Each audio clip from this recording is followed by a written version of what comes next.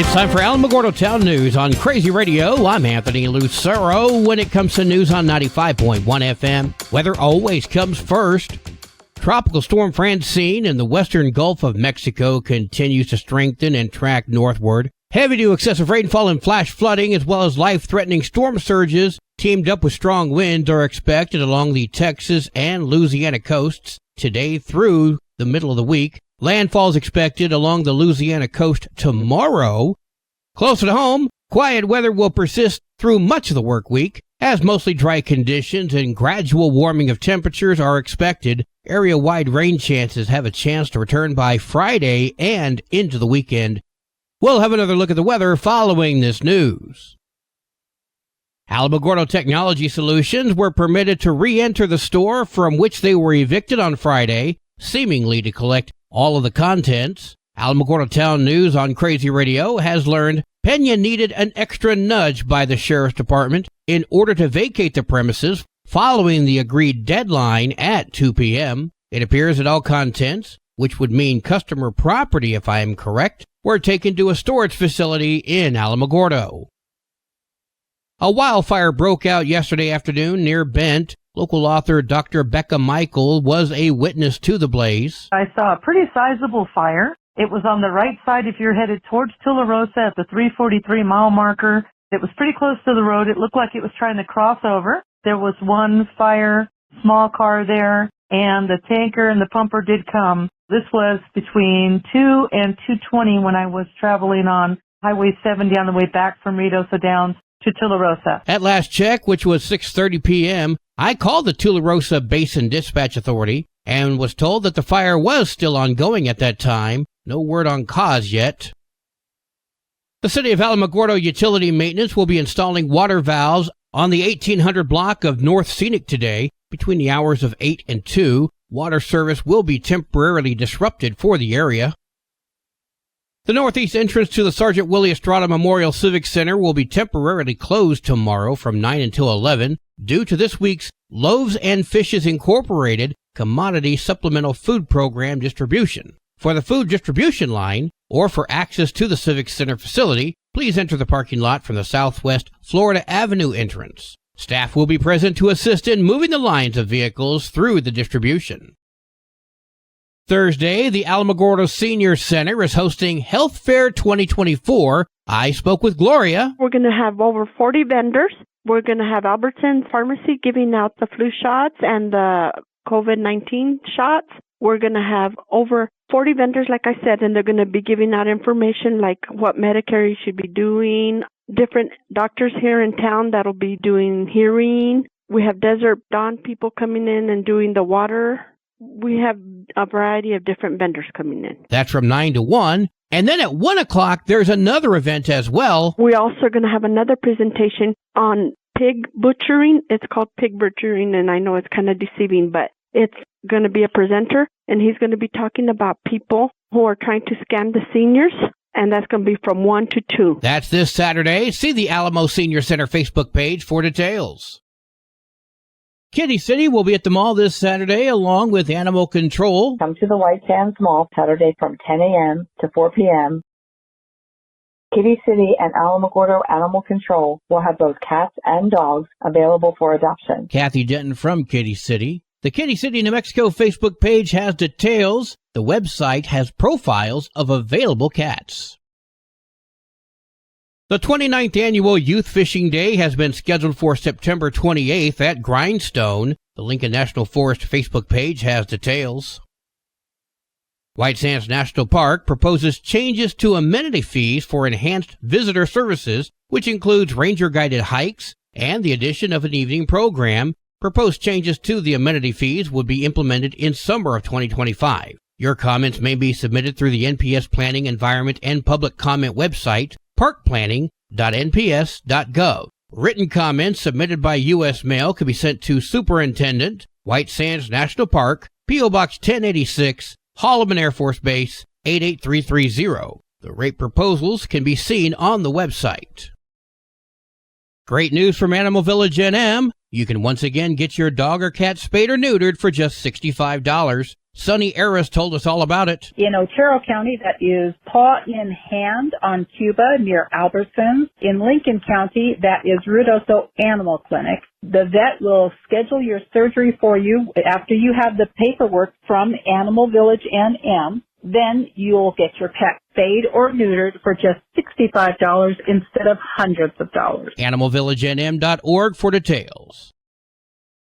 An exhibition by renowned Mesilla photographer Emmett Boer, Dunes and Dreams, a portrait of White Sands National Park, opened this past Friday at the Brannigan Cultural Center in downtown Las Cruces. The exhibit will run through October 16th and includes 21 black and white photos taken over 14 years by Boer. This project happened over many, many years and just kind of evolved into the photographs that I'm presenting in this particular collection. It was based on a more intimate theme of White Sands National Park at this point, and it, of course, was a national monument when I started the project. Boer went on to say that the reason he photographs using black and white is because he's colorblind. So this is how he sees the world, and it gives us all a shared experience. The contrast somewhat reminds me of the work of Ansel Adams. KRWG has the entire conversation posted on their website.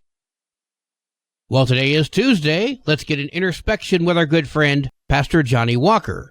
This one's called The House is on Fire. Hey, this is Johnny Walker with this week's introspection. Just a thought for the moment, a little sunshine to put in your pocket. The house is on fire. We can sometimes get so focused on disagreements with our neighbor and family, directing our efforts to persuade those we feel are misinformed, that we miss the opportunity to fix the problem. Instead of putting out the spark earlier, we now sit outside with the fire department, pointing fingers at each other, accusing each other for being the arsonists.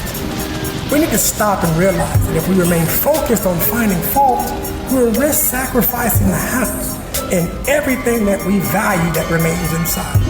Not only do we lose past accomplishments, we risk future successes.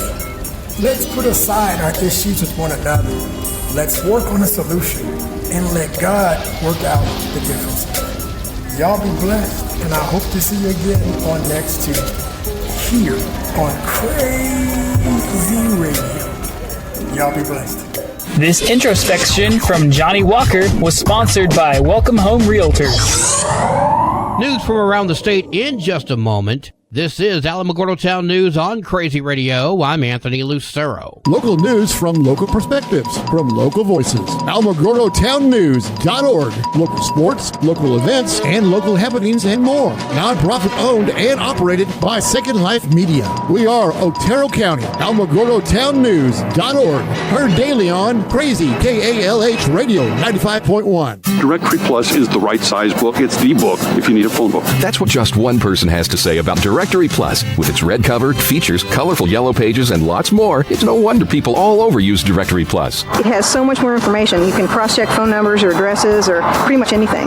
Look on the plus side, Directory Plus. I'm a big fan of Directory Plus. Yesterday, we discussed former Las Cruces teacher Patrick Howard, who admitted to touching his students inappropriately, being released early from his probation. Howard received probation for criminal sexual contact and battery charges after multiple students came forward in 2018. Judge Douglas Driggers dismissed more than 2 years of Howard's probation, which is a decision that received criticism from Attorney General Raul Torres. He spoke with KRQE. It often seems as though defendants and people charged with crimes have more rights than victims do. And sadly, I think that the way in which this sentence was handed down, the disregard that was shown to the victims, young women who have shown an incredible amount of courage coming forward to hold this person accountable, really highlights the fact that something needs to change. Torres points out that the victims were never notified of this change. Nevertheless, the judge stands by his decision,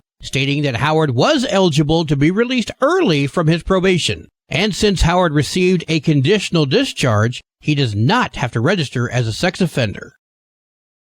Child rapist Edward Alvarado was sentenced to 170 years in prison for sexual abuse of a child. An El Paso court found Alvarado guilty last week on 3 charges, so there's no possibility for parole. El Paso District Attorney Bill Hicks held a news conference yesterday. We're very pleased with this sentence. It is a remarkable statement by the jury that sexual assault and to abuse our children is not tolerated, and a remarkable statement by Judge Marcos Lizarga that the judiciary stands behind the children of our community. Alvarado was arrested in El Paso in 2016 and accused of continuously sexually assaulting 4 children. One of his victims was just 5 years old at the time. Alvarado's trial began on August 14th. It took 3.5 weeks, with the jury ultimately deciding to convict. 21-year-old Deshaun Liggins of Santa Fe is behind bars after police say he shot and injured a 16-year-old early on Sunday. Liggins and a group of people walked up to the teen's home and shot him several times. More than 40 rounds of ammunition were found in the area. The teen was taken to the hospital where he was able to speak to officers. Liggins was arrested at his home hours following the shooting. Police say they don't know the motive of the shooting, but Liggins and the teen were believed to be friends. Liggins is facing several charges, including attempted murder. The New Mexico Public Education Department will receive nearly $60 million in federal grant funds over the next 5 years in order to improve literacy outcomes. The PED says it will work with the Early Childhood Education and Care Department and the Department of Higher Education to improve the pre-literacy skills of children under the age of 5 and increase the percentage of elementary, middle, and high school students who meet the state's language and literacy proficiency standards. The PED will distribute 95% of the grant funds to district and regional education cooperative subgrantees for local infrastructure support, materials, coaching, and other activities to improve literacy outcomes of the most disadvantaged children in the state. The remaining 5% of grant funds will support salary and benefits for 3 full-time employees to monitor the progress of subgrantees and support the implementation of subgrantees' literacy plans. New Mexico Health and Environment Agencies will hold a town hall meeting from 5:30 until 7 p.m. this coming Monday, September 16th, at the Donna Anna Community College Sunland Park Center to discuss health impacts of arsenic levels on local drinking water. The Camino Real Regional Utility Authority provides water and wastewater services to Sunland Park and Santa Teresa. New Mexico Department of Health Secretary Patrick Allen and New Mexico Environment Department Deputy Secretary Sidney Linneman, along with environmental health and water quality experts, will be present to answer questions from the community. The New Mexico Department of Game and Fish reminds all to be aware of slow-moving turtles on the roadways.